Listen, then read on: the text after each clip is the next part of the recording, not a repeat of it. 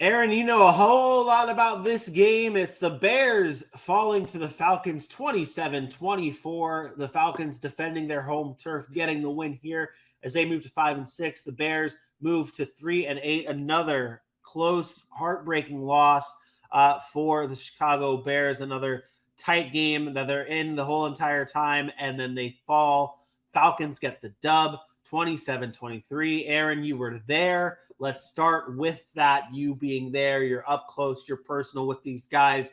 What did you see? What stood out to you the most from this game with your eyes watching, dead set, right there, watching Fields, watching Mariota, watching records, watching history?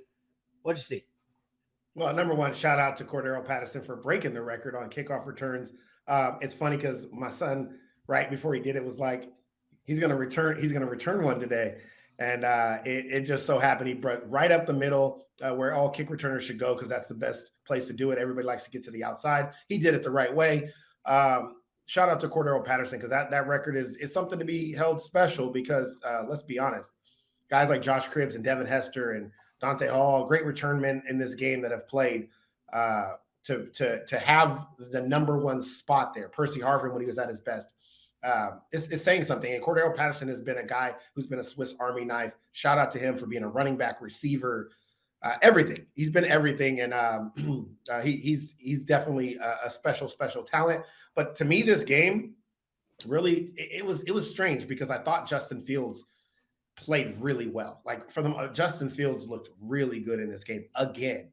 And it's unfortunate he got hurt at the end. I thought the difference was the defenses, a couple of mistakes. The kickoff return was huge. I don't think that the Falcons win this game if they don't return that kick because I thought all the momentum was on the Bears side. But in the end, the Falcons stuck to what they want to do. They want to run the football. They want to speed the game up. They want the clock to keep running. And then they want to get some fortunate plays and pull through in the end. And that's what happened. They didn't do anything special offensively.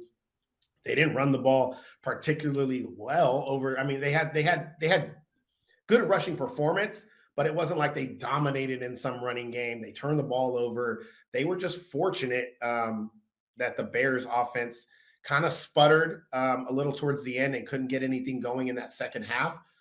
Justin Fields had a chance to win it at the end. Obviously, the ball gets picked off and it ends there. He was banged up on that play, but they did not run it very well with David Montgomery. He was just 3.9 yards to carry. I thought he should have been a little bit better, but Atlanta sold out. Marcus Mariota didn't turn the football over, and I've said this before. He's not special. It's not good. Trust me, I didn't think Marcus Mariota played that great, but he didn't turn the football over. When you don't turn the football over, you have a chance to win. It was at home.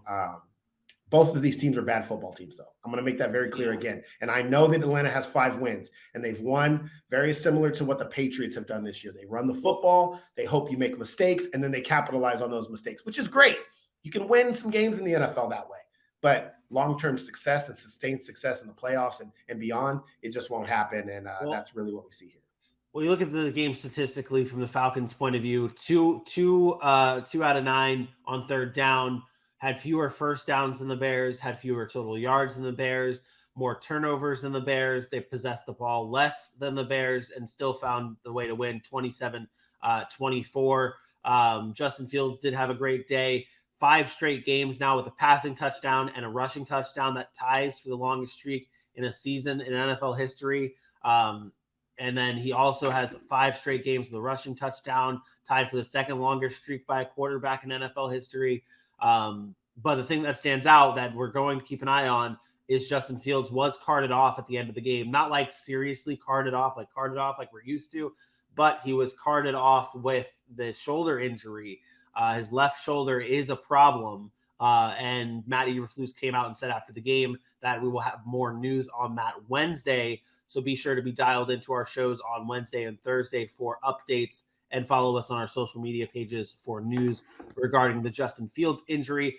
But the Falcons find a way to win this one. I just want to say, go watch the Justin Fields throw if you haven't seen it yet. The one to, I think it was David Montgomery on the sideline. Perhaps one of the greatest throws this season. The dude is special.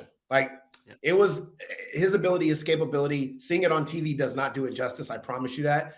It's the first time I got to see him play in person. Dude especially threw the ball on a dime to David Montgomery on the sideline while escaping the pocket. It's one of the better throws I've seen this year.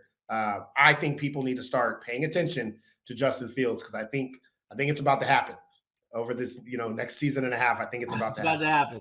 to happen. I just see what is it? The Office. That GIF. It's like it's happening. It's happening. Or Dylan. Oh boy, it's going off. Oh boy, it's going off. Justin Fields is going off, and it will continue. But they do fall to the Falcons 27-24.